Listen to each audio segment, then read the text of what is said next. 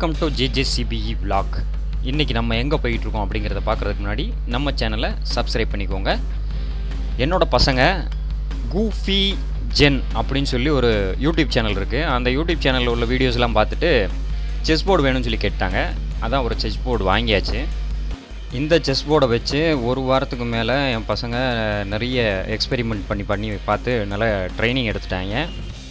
2 ஸ்டெப்பில் எப்படி ஆப்போனண்ட்டை செக்மேட் பண்ணுறது அப்படின்னு சொல்லிட்டு ப்ராக்டிஸ் பண்ணியிருக்கோம் அப்படின்னு சொல்லி சொன்னாங்க. அந்த 2 மூவ் செக்மேட்டை தான் நம்ம இப்போ பார்க்க போகிறோம்.